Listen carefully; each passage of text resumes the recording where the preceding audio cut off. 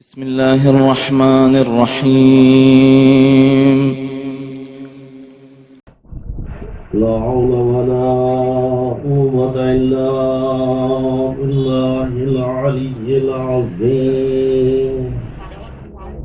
أعوذ بالله من الشيطان اللعين الرجيم. بسم الله الرحمن الرحيم.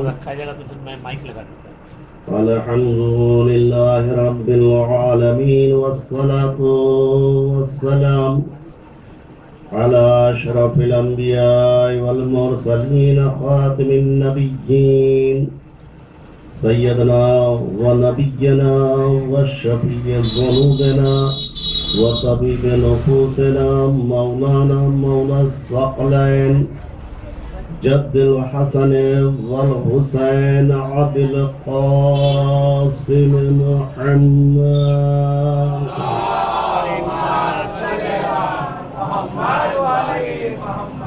ثم الصلاة على وليه ووزيره وأمينه سيد المسلمين أمير المؤمنين علي بن أبي طالب، غالب كل غالب مطلوب كل طالب، إمام المشارق والمغارب سيد الوسيل فاتح باب خيبر قاتل مرحب عنتر والد الشبير والشبر.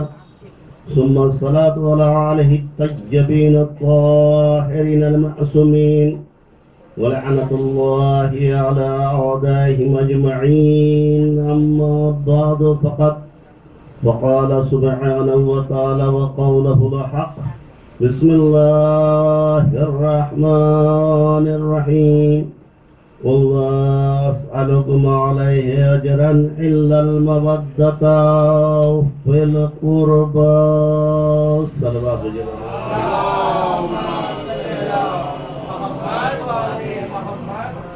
اذان محترم،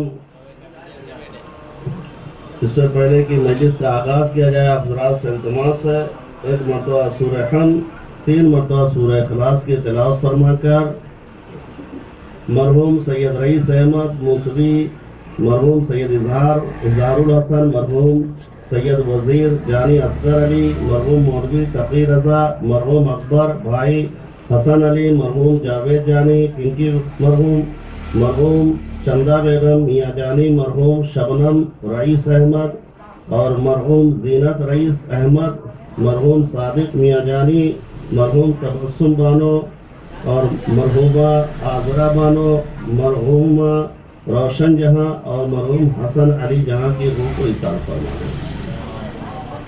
بسم اللہ.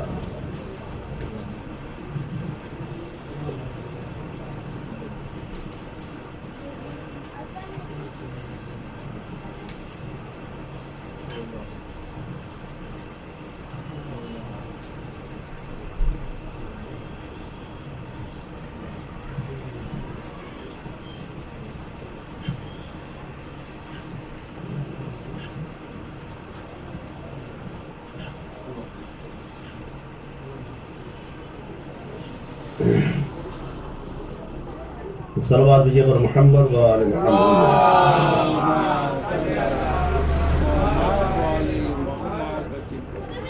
ارشاد پروردگار ہو رہا ہے کہ اے میرے حبیب، قل لا اسألکم علیہ اجرا الا المودۃ فی القربى، کہ میرے حبیب ان سے کہہ دیجئے کہ ہم اجر رسالت میں تم سے کوئی اجرت نہیں چاہتے سوائے یہ کہ تم میرے اہل بیت سے معدت رکھو. اور اللہ ارشاد فرماتا ہے کہ جو بھی میری بارگاہ میں نیکیوں کا مرتکب ہوگا، یعنی محبت اہل بیت لے کر آئے گا، ہم اس کی نیکیوں میں اضافہ کرتے چلے جائیں گے. عزیزوں، یہ محبت اہل بیت بنیاد دین ہے، یہ محبت اہل بیت اساس دین ہے. اور عزیزان محترم، یہی وجہ کہ اکثر میں کہا کرتا ہوں کہ یہ محبت اہل بیت جو ہمیں ملی ہے، آپ خدا کا شکر ادا کیجیے.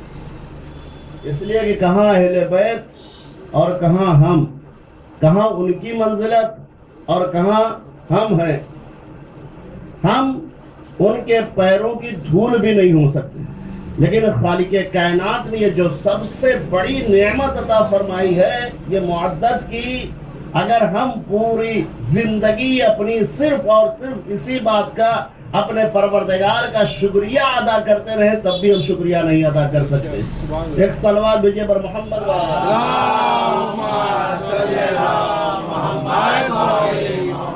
اس لیے کہ یہ محبت اہل بیت اگر نہیں ہے تو کوئی بھی عبادت قابل قبول نہیں، محبت اہل بیت نہیں ہے تو کوئی بھی عمل ہمارا قابل قبول نہیں ہے۔ اور عزیزان محترم یہی وجہ ہے کہ انسان چاہے جاہل ہو، چاہے عالم ہو، پڑھا لکھا ہو، ان پڑھ ہو، ہر کوئی اس مسئلے کو اچھی طریقے سے جانتا ہے کہ اگر کسی کے سلسلے میں اس کی اجرت ادا نہ کی جائے وہ عمل قابل قبول نہیں۔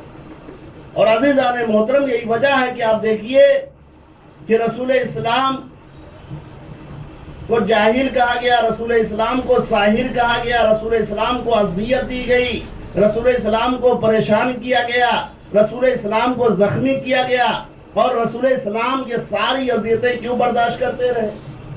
یہ تکلیفیں رسول اسلام کیوں برداشت کر رہے؟ ہمارے و آپ کے لیے نا، تاکہ دین ہم تک آ جائے، اسلام ہم تک آ جائے، مذہب ہم تک آ جائے۔ اور خود رسول اسلام فرماتے ہیں کہ کائنات میں جتنا ہمیں اذیت دی گئی ہے کسی نبی کو اتنی اذیت نہیں دی گئی ہے، جتنا رسول اسلام کو پریشان کیا گیا ہے کسی نبی کو اتنا پریشان نہیں کیا گیا ہے۔ لیکن وہی پیغمبر اسلام ہے، جب اس دنیا سے جا رہے ہیں تو صرف اور صرف ایک مطالبہ کر رہے ہیں۔ وہ مطالبہ کیا ہے کہ دیکھو بھائی میں اس دنیا سے جا رہا ہوں، لیکن میں جانے سے پہلے ہم نے جو تمہیں اسلام دیا ہے، ہم جو تمہیں ایمان کے راستے پہ لگا دیے ہیں، ہم نے تمہیں 365 خداؤں سے دور کر دیا ہے، اب تمہیں ایک کام کرو ہماری اجرت ادا کر دو۔ اور اجرت میں رسول اسلام نے کیا مانگا ہے؟ محبت اہل بیت۔ اور عزیزان محترم یہ رسول اسلام نے نہیں مانگا ہے، بلکہ آپ دیکھیے کہ خالق کائنات نے مانگا ہے۔ اس لیے اگر رسول اسلام مانگ لیتے تو یہ بنتی حدیث، اور یہ ہے قرآن مجید کی آیت ہے، یعنی قُلْ لَا أَسْأَلُكُمْ عَلَيْهِ أَجْرًا إِلَّا الْمَوَدَّةَ فِي الْقُرْبَى، یہ آیت ہے، یہ حدیث نہیں ہے، خالق کائنات نے مانگا ہے۔ اور عزیزان محترم جس چیز کی اجرت اگر خالق کائنات مانگ لے، اگر اسے ادا نہ کی جائے تو کوئی بھی عبادت قابل قبول نہیں ہے۔ صلوات بھیجئے پر محمد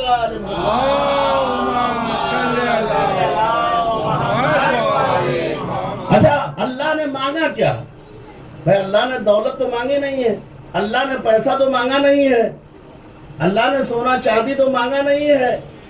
اگر خالق کائنات پیسہ مانگ لیتا، سونا چاندی مانگ لیتا، دولت مانگ لیتا تو بہت سے انسان کھڑے ہو جاتے اور کھڑے ہونے کے بعد کہتے کہ پروردگارا تو بڑے لوگوں کے لیے ہیں، ہم تو غریب ہیں، ہمارے لیے پروردگار نہیں ہے، ہم کہاں سے پیسہ دیں گے؟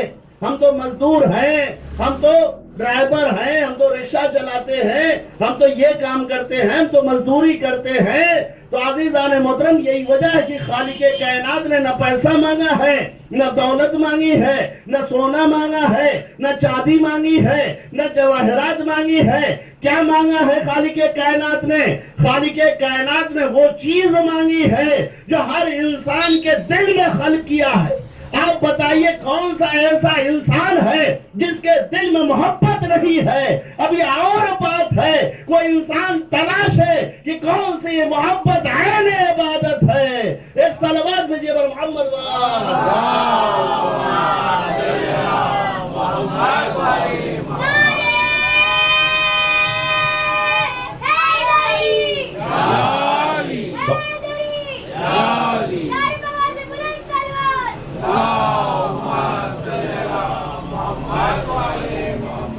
عزیزان محترم یہ محبت جو خالق کائنات نے اجرت میں مانگی ہے، اگر یہ نہ ادا ہوا تو کوئی بھی عبادت قابل قبول نہیں ہے۔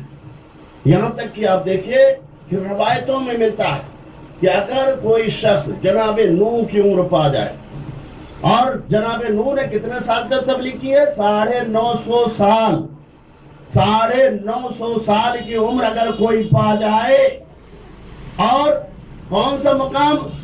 دنیا کا سب سے بہترین پاک و پاکیزہ مقام خانہ کعبہ میں اسے رکھا جائے، اور پوری شب وہ عبادت خدا میں گزارے، پورے دن وہ روزے میں رہے، اور یہی پر رسول اسلام کی حدیث نہیں رکتی ہے بلکہ آگے بڑھتی ہے کہ رسول اسلام نے فرمایا اس کے بعد وہ سونا چاندی جواہرات کوہ طور کے پہاڑ کے مقابل اللہ کی راہ میں خیرات کر دے۔ حدیث اور آگے بڑھتی ہے اور فرماتے 1000 پیادہ وہ حج کرے۔ حدیث اور آگے بڑھی، اس کے بعد رسول فرماتے ہیں کہ صفا و مروہ پہ سعی کرتے ہوئے اگر وہ مظلومیت کے موت مارا جائے، اتنی عبادت کے بعد اگر اس کے دل میں علی کی محبت نہیں ہے تو یہ نہیں کہا کہ وہ جنت میں جائے گا، بلکہ رسول فرما رہے کہ وہ جنت کی خوشبو بھی نہیں سونگھ سکتا ہے۔ صلوات بھیجئے پر محمد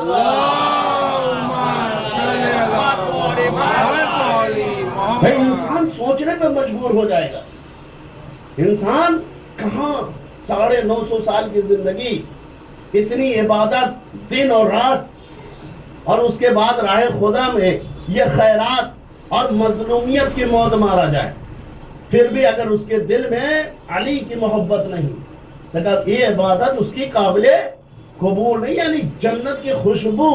اچھا، جو روایتوں میں ملتا ہے جنت کی خوشبو کے لیے، وہ ملتا ہے کہ 1000 سال دور کر دی جائے گی، اور دوسری روایت میں 500 سال۔ اگر ہم 1000 چھوڑ دیں تو 500 سال لے لیں تو یہ بھی کم نہیں ہے، 500 سال۔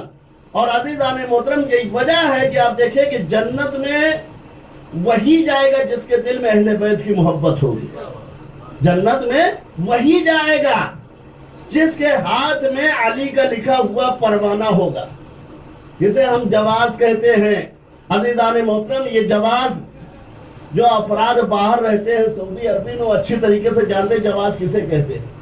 جواز کو پاسپورٹ کو کہتے ہیں، جواز السفر کسے کہتے ہیں؟ پاسپورٹ کو کہتے ہیں، یعنی بغیر پاسپورٹ کے آپ دیکھیے کہ آپ کسی ملک میں رہیں تو ایک ملک سے دوسرے ملک میں آپ نہیں جا سکتے ہیں۔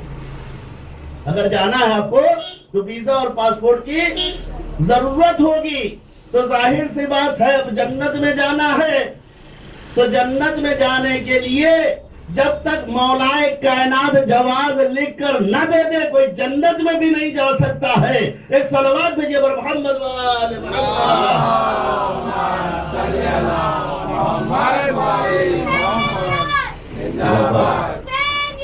زندہ باد، مردہ آباد، مردہ آباد، لعنت بے شمار، لعنت بے شمار، یا علی۔ اور عزیزان محترم، حدیث میں ہے، حدیث میں کوئی بھی پل صراط کو کراس نہیں کر سکتا، کوئی بھی پل صراط کو کراس نہیں کر سکتا ہے۔ کب تک؟ جب تک اس کے دل میں اہل بیت کی محبت نہیں، یعنی علی کا لکھا ہوا جواز اسے نہ مل جائے، علی کا لکھا ہوا جواز اسے نہیں مل جاتا تب تک جنت میں نہیں جا سکتا ہے۔ اور جائے گا وہی جس کے دل میں اہل بیت کی محبت ہے، جس کے دل میں۔ لیکن اب روایت جو آگے بڑھ کر بتاتی ہے کہ 4 قسم کے لوگ ہوں گے، پل صراط کو کراس کرنے والے 4 قسم کے لوگ ہوں گے، اور سب علی کے چاہنے والے ہوں گے، سب علی کے ماننے والے ہوں گے، لیکن 4 طرح کے لوگ ہوں گے۔ کا اس میں پہلا کون ہوگا؟ کا پہلا افراد وہ ہوں گے جو بجلی کی رفتار سے پل صراط کو پار کریں گے۔ آپ نے دیکھا بجلی کی رفتار کیا ہوتی ہے کہ ایک بلب ادھر لگائیے، بٹن ادھر دبائیے، ادھر بٹن دبا نہیں کی وہ بلب جل جاتا ہے، یعنی جس کو کہتے ہیں پلک جھپکتے ہی، یعنی ادھر آپ نے بٹن دبایا ادھر بلب چالو ہو گیا۔ تو کچھ افراد ہوں گے، بندے مومن ہوں گے جو علی کے چاہنے والے ہوں گے، وہ بجلی کی رفتار سے پار ہوں گے، اور کچھ افراد ایسے ہوں گے جو گھوڑے کی رفتار، آپ نے دیکھا گھوڑے کی رفتار کیا ہوتی ہے، پہلے زمانے میں اکثر آج بھی ہوتا ہے لیکن کم ہو گیا، لیکن پہلے زمانے میں تیز رفتاری جو ہے گھوڑے کی رفتار مانی جاتی ہے، یعنی بہت تیز جو چلتا ہے گھوڑا کا، اس طریقے سے پورے سرات کو کراس کریں گے جیسے گھوڑا جو اپنے عزم میں ہوتا ہو، اس طریقے سے ادھر سے ادھر چلے جائیں گے۔ اب تیسرا گروہ وہ ہے وہ جو پورے سرات کو پار کرے گا، کب وہ کیسے پار کرے گا، کب وہ چہل قدمی یعنی ٹہلتے ہوئے آرام سے اطمینان سے جب انسان چلتا ہے تو چہل قدمی کرتے ہوئے آرام سے اطمینان سے ادھر سے ادھر چلا جائے گا۔ اب چوتھا گروہ وہ ہے جو پورے سرات کو پار کرے گا، کب وہ کون ہے اور کیسے پورے سرات کو پار کرے گا، کب وہ چوتھا گروہ وہ ہے جو پورے سرات کو پار تو کر لے گا لیکن جب پورے سرات پر چلے گا تو کبھی ادھر لڑکے گا کبھی ادھر لڑکے گا، پتہ یہ چلا کہ لڑکتے ہوئے کبھی ادھر سے بچتے ہوئے اور بچاتے ہوئے وہ پورے سرات کو پار کر جائے گا۔ ایک صلوات بھیجئے بر محمد و آل محمد۔ اللہم صلی علی محمد و آل محمد۔ لیکن یہ چار گروہ ہیں جو پورے سرات کو پار کریں گے اور سب کے سب علی کے چاہنے والے ہوں گے، سب کو علی پروانہ لکھ کر دیں گے، یعنی جواز جو ہے مولا کائنات سب کو لکھ کر دیں گے۔ اب سوال یہ پیدا ہوتا ہے کہ جب سب کے سب علی کے چاہنے والے ہیں تو یہ رفتار میں کمی اور زیادتی کیوں؟ بھائی کوئی بجلی کی رفتار سے جا رہا ہے توجہ رہے، کوئی گھوڑے کی رفتار سے جا رہا ہے، کوئی چہل قدمی کرتے ہوئے جا رہا ہے اور کوئی گرتے پڑتے جا رہا ہے، تو یہ رفتار میں کمی اور زیادتی کیوں ہے؟ بھائی جب علی نے لکھ کر دیا سب کے سب علی کے چاہنے والے تھے تو سب کو ایک ساتھ پار ہو جانا چاہیے تھا، یہ رفتار الگ الگ کیوں ہے؟ تو عزیزان محترم اس کا جواب کیا ہوگا؟ کا جواب یہ ہے یعنی جس کی جیسی محبت ہوگی اسی طریقے سے پار کرے گا۔ ایک صلوات بھیجئے بر محمد و آل اللہم صلی علی محمد و آل محمد۔ اب ظاہر محمد حیدری اب ظاہر سی بات ہے جو سلمان کی محبت ہوگی وہ ابو ذر کی نہیں ہو سکتی ہے، جو ابو ذر کی ہو سکتی ہو مقداد کی نہیں ہو سکتی ہے، جو مقداد کی ہوگی وہ عمار کی نہیں ہو سکتی ہے۔ ایک صلوات بھیجئے بر محمد و آل محمد۔ اللہم صلی علی محمد و آل محمد۔ عزیزان محترم جس کی جیسی محبت، اور اسی لیے خالق کائنات نے کیا فرمایا تھا، جو میری بارگاہ میں نیکیوں کا مرتکب ہوگا ہم اس کی نیکیوں میں اضافہ کرتے چلے جائیں گے۔ اللہ نے یہ نہیں کہا ہم کتنی نیکیاں عطا کریں گے، اللہ نے یہ نہیں کہا ہے کہ ہم کتنی نیکیاں دیں گے، کا اضافہ کرتے چلے جائیں گے۔ مطلب کیا ہوا؟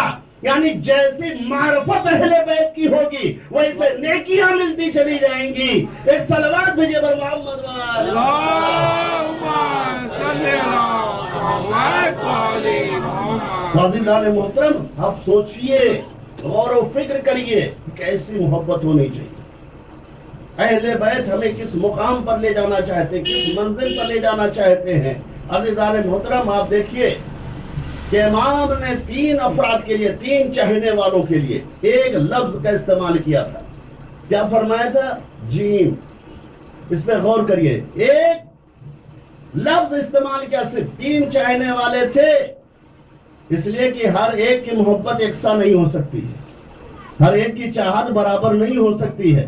اب جو جیسا چاہنے والا ہے اسی اپنے اپنے اعتبار سے نتیجہ نکالے گا۔ جب امام نے فرمایا جیم تو تین صاحب کے لیے، پہلے صاحب نے جیم سے جو مطلب نکالا، کیا نکالا کہ جلا وطنی، جیم سے جلا وطنی، جلا وطنی یعنی یہاں سے فرار ہو جائیے آپ۔ امام کا کہنے کا مطلب ہے کہ آپ بھاگ جاؤ یہاں سے، اپنی جان کو بچا لو۔ وہ کیا کیا؟ انہوں نے فرار اختیار کیا۔ دوسرے صاحب نے جیم سے جو نکالا نتیجہ کا جبل، جبل کا مطلب کیا ہوتا ہے؟ پہاڑ، یعنی پہاڑ پر پناہ لے لو۔ امام نے صرف اور صرف جیم کہا تھا، ہر چاہنے والے نے اپنے اپنے اعتبار سے مطلب نکالا. پہلے نے جیم سے جلا وطنی توجہ رہے, دوسرے نے جیم سے کیا نکالا؟ جبل, وہ پہاڑ پہ چلا گیا. اب بچے تیسرے بہلول. ایک مرتبہ بہلول نے فرمایا کہ میرے مولا نے جیم تو فرمایا ہے لیکن میرے مولا نے یہ نہیں فرمایا کہ جلا وطنی. کیا فرمایا؟ اگر میں بھاگ گیا تو میں نے اہل بیت کے لیے کیا کیا؟ اگر میں یہاں سے چلا گیا تو اہل بیت کے لیے میں نے کیا کیا؟ اچھا, امام نے یہ بھی نہیں فرمایا جبل. بھائی اگر پہاڑ پہ پناہ لے لیا تو پھر وہی مسئلہ آ جائے گا. ایک مرتبہ بہلول نے جیم سے کیا مطلب نکالا؟ کہ جہاں جیم سے جبل ہو سکتا ہے, جہاں جیم سے جلا وطنی بھی ہو سکتا ہے, وہیں جیم سے جنون بھی ہو سکتا ہے. ایک صلوات بھیجیے پر محمد اللہم صلی علی محمد. عزیزان محترم, عاشق کیسا ہونا چاہیے, محب کیسا ہونا چاہیے؟ ظاہر سی بات, اب امام سے کہیں کہ آپ جائیے چوراہے پہ اور جانے کے بعد ایک ڈنڈا لیجئے اور ڈنڈا لینے کے بعد اپنے پیروں کے نیچے ڈالیے اور کہیے چل میرے گھوڑے ٹک ٹک ٹک. آپ وہاں سے آئے تو آپ کیا فرمائیں گے؟ مولانا آپ کا دماغ خراب ہو گیا ہے, میں آپ کو پاگل دکھ رہا ہوں, میں آپ کو سنکی دکھ رہا ہوں. تو عزیزان محترم صحیح ہے, یعنی یہ کام نہ آپ کر سکتے ہیں نہ ہم کر سکتے ہیں, کوئی نہیں کر سکتا ہے. لیکن وہی بہلول جیم سے جب جنون نکالا تو صبح ہوئی, وہی ڈنڈا لیے ہوئے اسی شہر میں, وہی ڈنڈا لیے چل رہے ہیں اور یہ کہتے ہوئے چل رہے چل میرے گھوڑے. ایک صلوات بھیجیے پر محمد وآل محمد.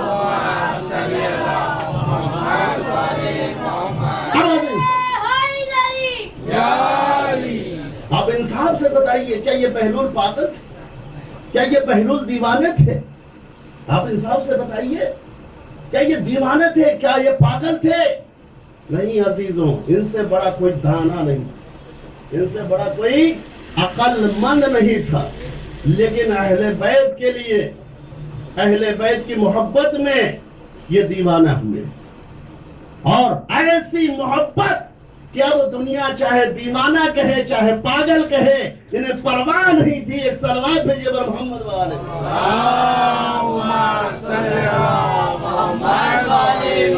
اور جیسے ہی صبح ہوئی یہ ڈنڈا لے کے چلنے لگے, ادھر سے جو حاکم تھا اس نے سپاہیوں کو بھیجا کہ فلاں فلاں فلاں کے نام وارنٹ کٹ گیا. امام نے جو جیم کا مطلب بھیجا تھا, فلاں فلاں کے نام وارنٹ کٹ گیا, جاؤ انہیں پکڑو اور قتل کر دو. اب سپاہی آئے, شہر میں گھوم رہے, تلاش رہے, پتہ یہ چلا کہ دو تو فرار ہو گئے, دو تو فرار ہو گئے, ایک بچا ہوا ہے. پورا محلہ کہہ رہا ہے اسے مار کے اب کیا کریں گے. اب دیکھیں کس طریقے سے انہوں نے جنون اختیار کیا. یعنی امام کا کام بھی رہے, ہم یہی بھی رہے, اور امام یعنی اہل بیت کا کام بھی انجام دیتے رہے. کہ یہ پاگل ہو گیا, دیوانہ ہو گیا, اسے مار کے اب کیا کریں گے. فوراً سپاہیوں نے حاکم کے پاس خط لکھا کہ دو تو فرار ہو گئے ہیں اور ایک بچا ہوا ہے, وہ پاگل ہو گیا, دیوانہ ہے, پاگل کو مار کے کیا کریں گے. تو ادھر سے آرڈر آ گیا, جانے دو, چھوڑ دو, پاگل ہو گیا. اب سمجھے کہ بہلول کتنے عقل مند تھے, کتنے دانا تھے. یعنی اہل بیت کے کام کرنے کے لیے, اہل بیت کی محبت کی وجہ سے یہ دیوانہ بنے تھے. ایک صلوات بھیجیے پر محمد وآل محمد.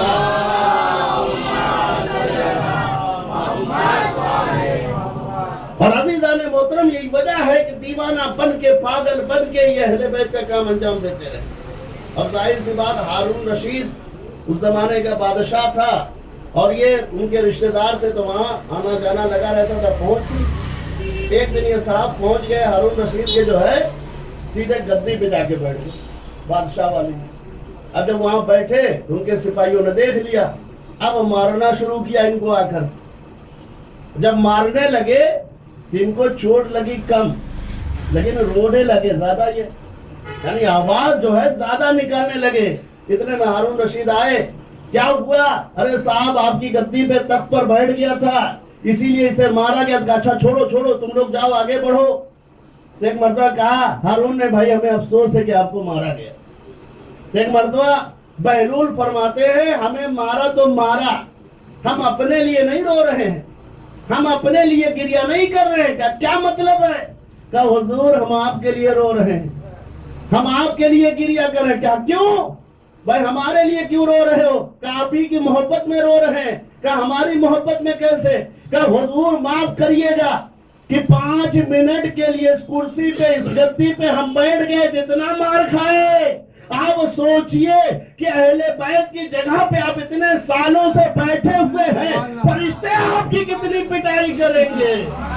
صلوات بھیجئے پر محمد وآلہ۔ اللہم صلی علی محمد وآل محمد۔ تو عزیزان محترم، عاشق کیسا ہونا چاہیے؟ محب امام کہاں ہمیں لے جانا چاہتے ہیں؟ ہمیں اس مقام پر، اس منزل پر لے جانا چاہتے ہیں جہاں ہمارے اندر ریاکاری، تکبر، یہ غرور، یہ گھمنڈ نہ پیدا ہو۔ یہ تکبر، یہ گھمنڈ، یہ ریاکاری نہ پیدا ہو۔ ورنہ آپ دیکھیے کہ ذرا سا ہم مجلس اچھے پڑھنے لگے، واہ واہ کے لیے، ریاکاری کے لیے، پتہ یہ چلا یہ عمل ہمارا برباد ہو جائے گا۔ اس لیے کہ جو بھی عمل انجام دیا جائے وہ عمل کس کے لیے ہے؟ خدا کے لیے۔ اگر اس عمل میں خدا شامل نہیں ہے تو وہ عمل آپ کا کوئی کام کا نہیں۔ اور یہی وجہ ہے کہ روز محشر بہت سے افراد پکڑے جائیں گے، جب اللہ ان کے عمل کو ان کے منہ پہ مار دے گا تو کہیں گے پروردگارا ہم نے یہ عمل انجام دیا، ہم نے اتنا تبرک بانٹا، ہم فرش عزا بچھائے، ہم نے مجلس عزا کی، ہم نے یہ کیا، ہم نے وہ کیا۔ تو ایک مرتبہ اللہ فرمائے گا جاؤ، اگر ہمارے لیے عمل کیا ہوتا تو اس کی جزا ہم دیتے، جس کے لیے تم نے عمل انجام دیا اس سے اپنی جزا لو۔ ایک صلوات بھیجئے پر محمد وآل محمد۔ صلی علی محمد وآل محمد۔ اور عزیزان محترم، اسی وجہ سے امام فرما رہے ہیں ہمیں اس مقام پر، اس منزل پر لے جانا چاہیے کہ جہاں ہمارے اندر ایثار ہو، جہاں ہمارے اندر جذبہ پیدا ہو، جہاں ہمارے اندر ایک دوسرے کی مدد کرنے کی ضرورت، ایک دوسرے کی ہم مدد کر سکیں۔ اور یہی وجہ ہے کہ آپ دیکھیں کہ امام حسن علیہ السلام نے اللہم صلی علی محمد وآل محمد۔ ایک طواف کا کتنا ثواب ہے؟ کہ اگر کوئی انسان خلوص دل سے اللہ کے لیے ایک طواف کر لے تو 6000 نیکیاں اس کے نامہ اعمال میں جوڑ دی جاتی ہیں، اور 6000 بدیاں اس کے نامہ اعمال سے نکال دی جاتی ہیں، اور 6000 نعمات اس کے اندر اضافہ کر دیے جاتے ہیں۔ اتنی فضیلت ہے، لیکن امام کیا فرماتے ہیں؟ 10 مرتبہ تکرار فرمائی امام نے کہ اس کے باوجود اگر کوئی انسان ایک مرد مومن کی مدد کر دے تو اس طواف سے افضل ہے۔ 10 مرتبہ اس لفظ کی تکرار کی، اس طواف سے جس کی یہ عظمت ہے، جس کا یہ مرتبہ ہے، امام نے فرمایا ایک مرد مومن کی مدد کرنا اس طواف سے افضل ہے۔ ایک صلوات بھیجئے پر محمد وآل محمد۔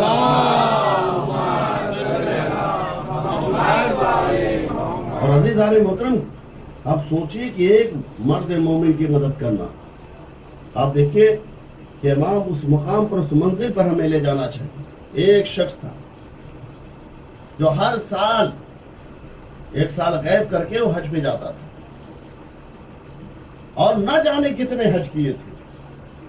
واجب حج کر چکا تھا، مستحبات حج کتنے کیے تو اس کو خود پتہ نہیں کہ ہم نے کتنے حج کیے۔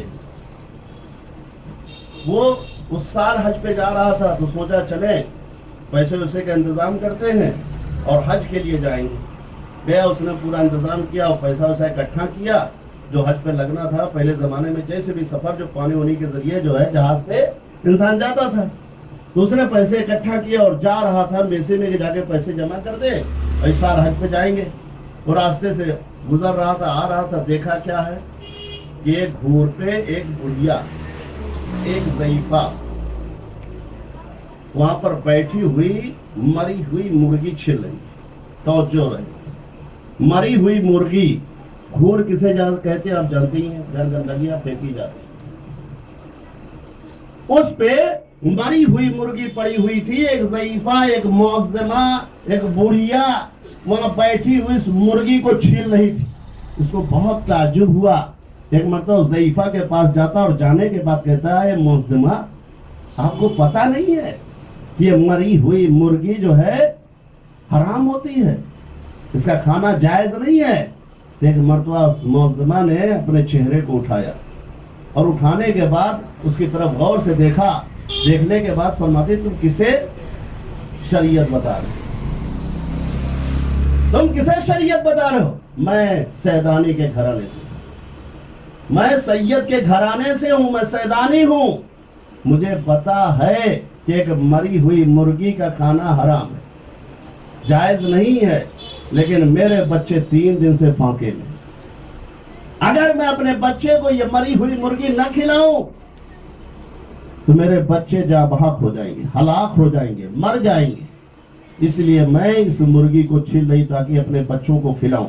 اتنا سننا تھا کہ اس کا دل ہل گیا، کام گیا اندر سے، اور سوچنے لگا، اپنے عمل اور ایمان میں جنگ شروع ہوئی۔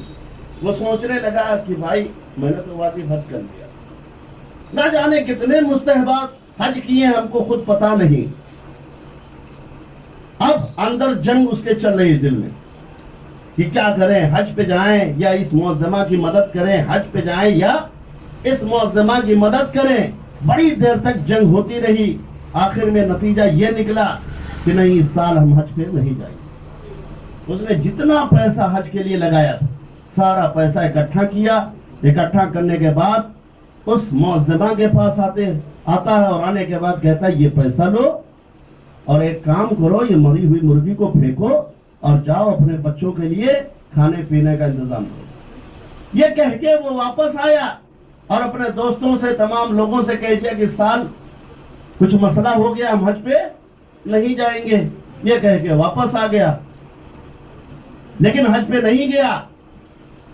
جب لوگ حج کر کے واپس آنے لگے، توجہ رہے، جب حج کر کے لوگ واپس آنے لگے، اس کے دل میں خیال پیدا ہوا کہ بھائی میں تو حج پہ گیا نہیں، میں حج پہ گیا نہیں، ایک کام کرتے ہیں، چلے جو حاجی لوگ آ رہے ہیں انہی کا استقبال کر لیں، کچھ تو ثواب مل جائے گا، کچھ تو ثواب مل جائے گا۔ عزیزان محترم، آیا حاجیوں کے استقبال کے لیے۔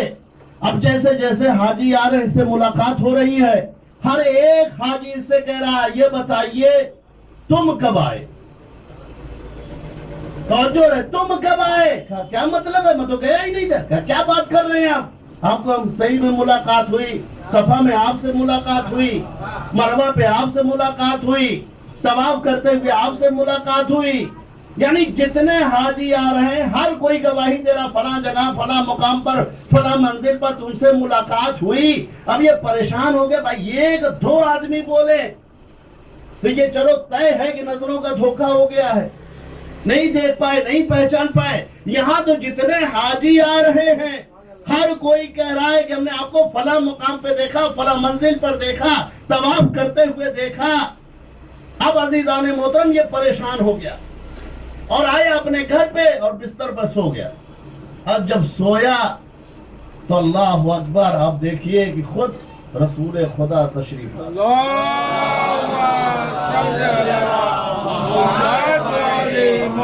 یعنی مولائے کائنات نہیں آئے، جناب فاطمہ زہرا نہیں آئی، امام حسین علیہ السلام نے خود رسول اسلام آئے، اور آنے کے بعد کہتے ہیں بھائی تو تعجب کیوں کر رہا ہے، تو کیوں پریشان ہے؟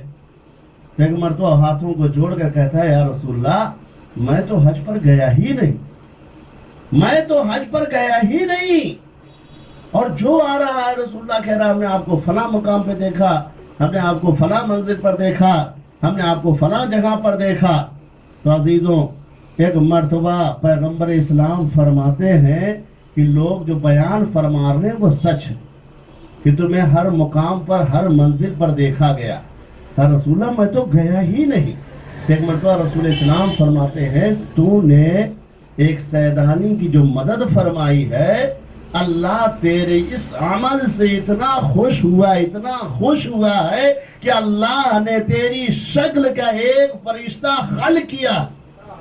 اب تو حج پہ جائے یا نہ جائے، لیکن وہ فرشتہ تیری جگہ تیرے لیے قیامت تک کے لیے حج کرتا رہے گا.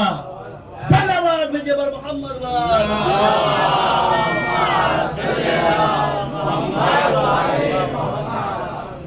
عزیزان محترم، سوچیے ایک چھوٹا سا عمل خالق کائنات کو پسند آ گیا، یعنی قیامت تک کے لیے.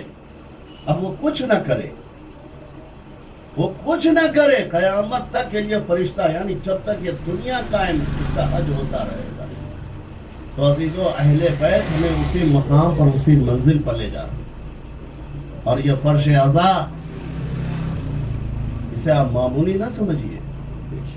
یہ فرش اعضا جو آپ بچھاتے ہیں یہ معمولی چیز نہیں ہمارے لیے، یہ جنت ہے، جنت ہمارے لیے.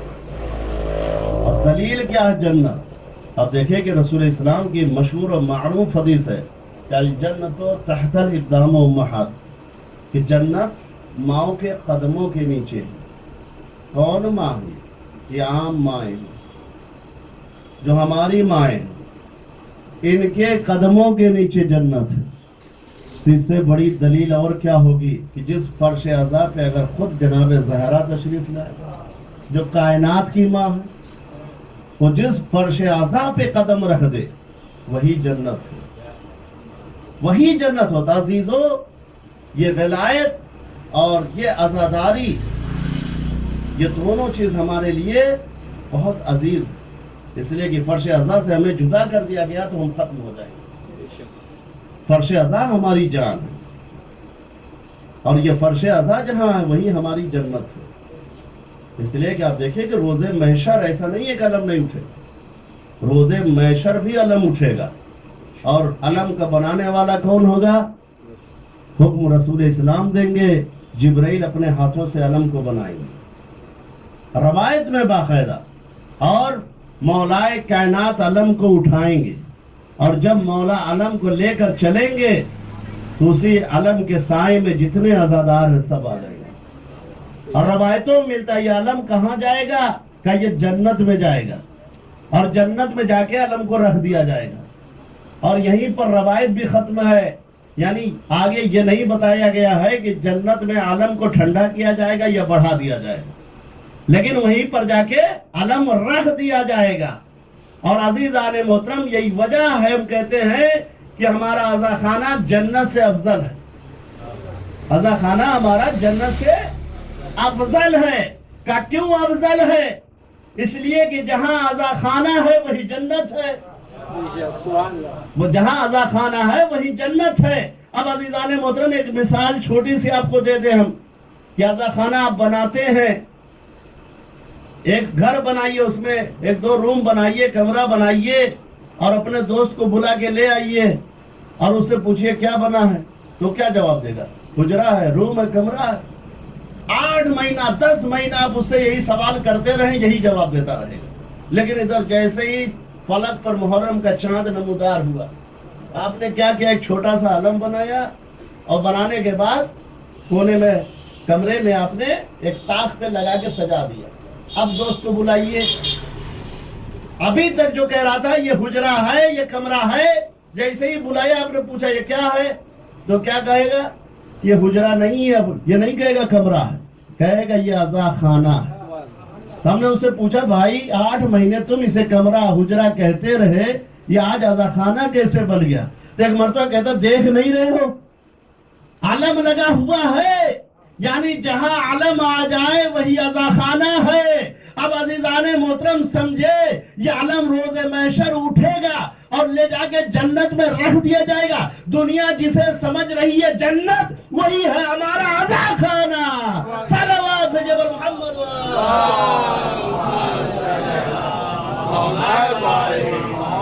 اور عزیزان محترم، اگر جنت جو ہے یہ عزا خانہ جنت سے افضل نہ ہوتا تو آپ دیکھیے کبھی علم وہاں نہ رکھا جاتا. اس لیے کہ جہاں علم بڑھا کے رکھا جاتا ہے اس کا مرتبہ بڑھ جاتا ہے، اس کی فضیلت بڑھ جاتی ہے.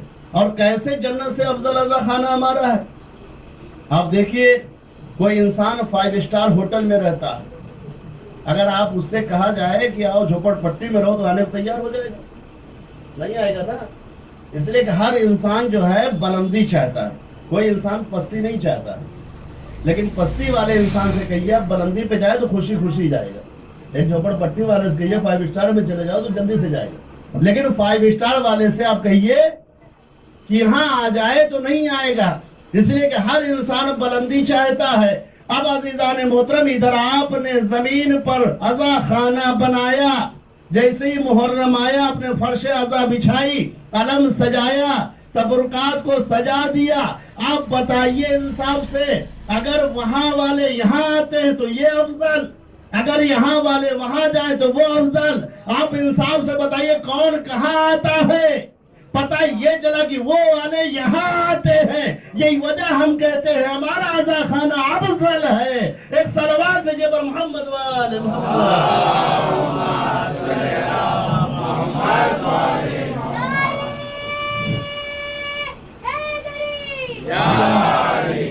تو عزیزوں، یہ فرش عزا، یہ میت عزا ہماری جان.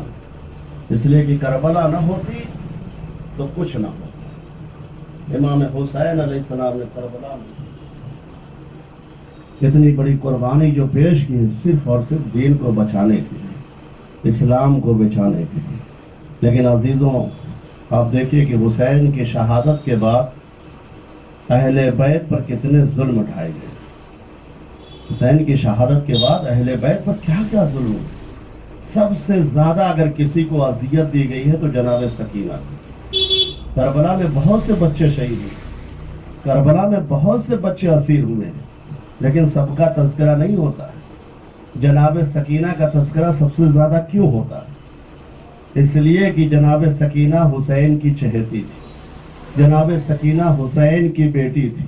اور عزیزو، یہی وجہ تھی کہ امام حسین علیہ السلام فرماتے تھے کہ جس گھر میں سکینہ اور رباب نہ ہو وہ گھر اچھا نہیں لگتا ہے.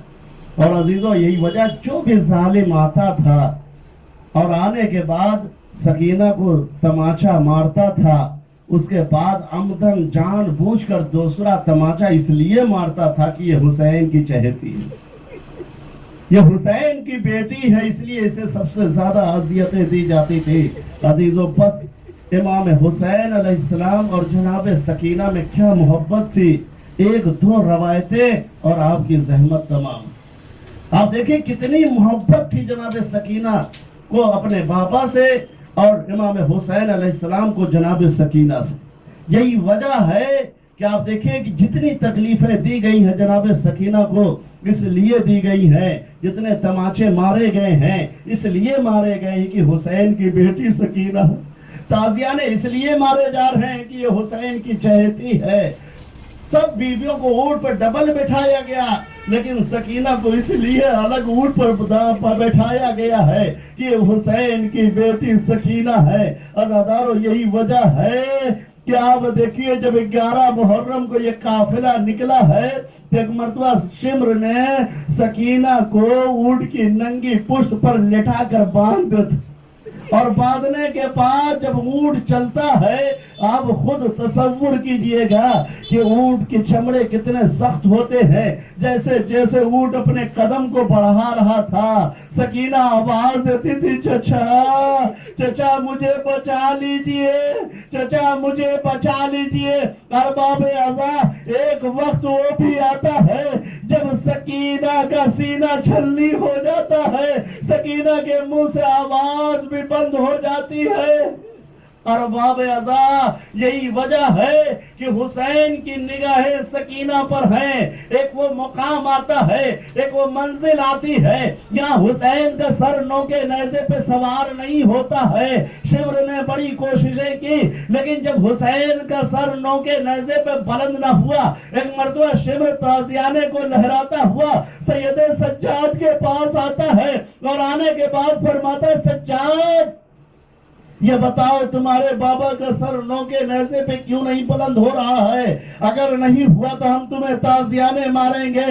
اور باب اعظم سید سجاد نے ہاتھوں کی ہتھکڑیوں کو سنبھالا، پیروں کی بیڑیوں کو سنبھالا، ایک مرتبہ بابا کے سر کے قریب آتے ہیں، آنے کے بعد کہتے ہیں بابا سجاد میں تعزیانے کھانے کی ہمت نہیں ہے، بابا بتائیے آپ کا سر آگے کیوں نہیں بڑھ رہا ہے؟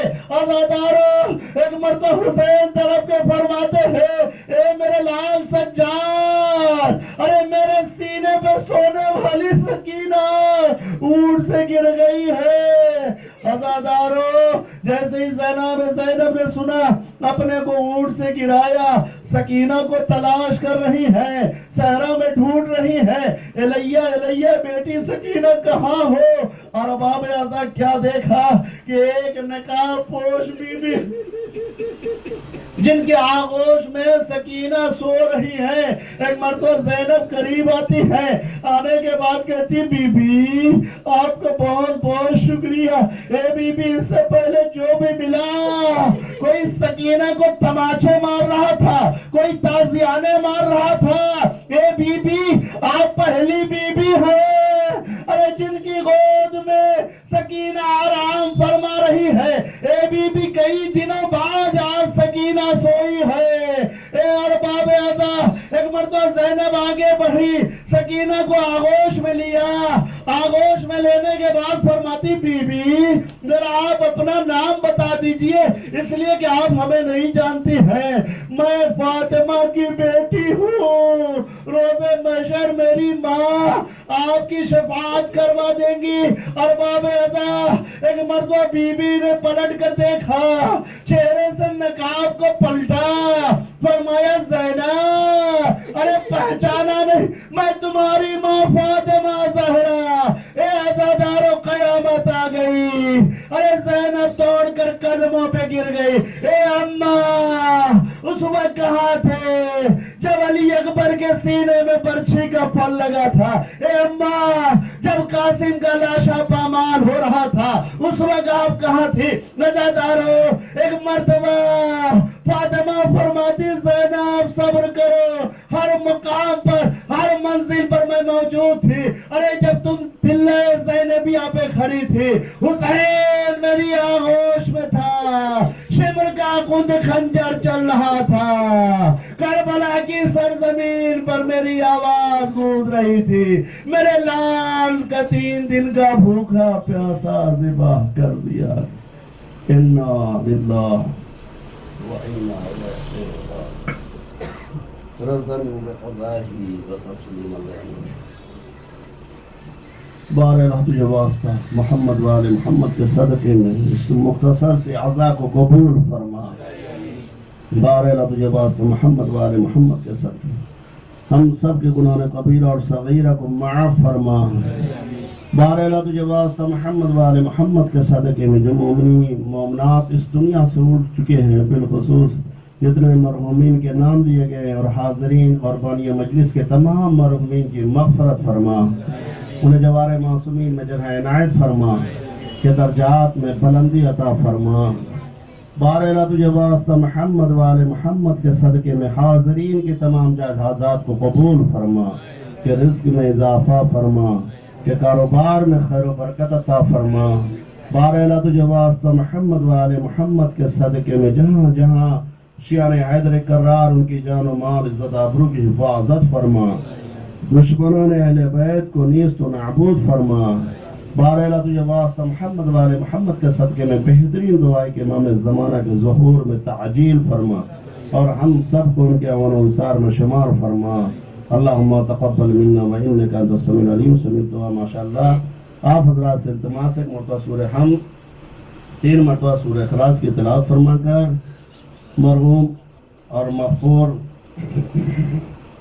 سید رئیس احمد موسوی، مرحوم سید اظہار الحسن، مرحوم سید وزیر جانی اصغر علی، مرحوم مولوی تقی رضا، مرحوم اکبر بھائی حسن علی، مرحوم جاوید جانی پنکی، مرحوم چندہ بیگم میاں جانی، مرحوم شبنم رئیس احمد، مرحومہ زینت رئیس احمد، مرحوم صادق میاں جانی، مرحومہ تبسم بانو، مرحومہ آزرہ بانو، مرحومہ محمد روشن جہاں، مرحومہ روشن جہاں، مرحوم حسن علی، اور جملہ مومنین مومنات مومنین کو روح کو اصال فرما دے. اللہم صلی اللہ علیہ وسلم اللہم صلی اللہ علیہ وسلم.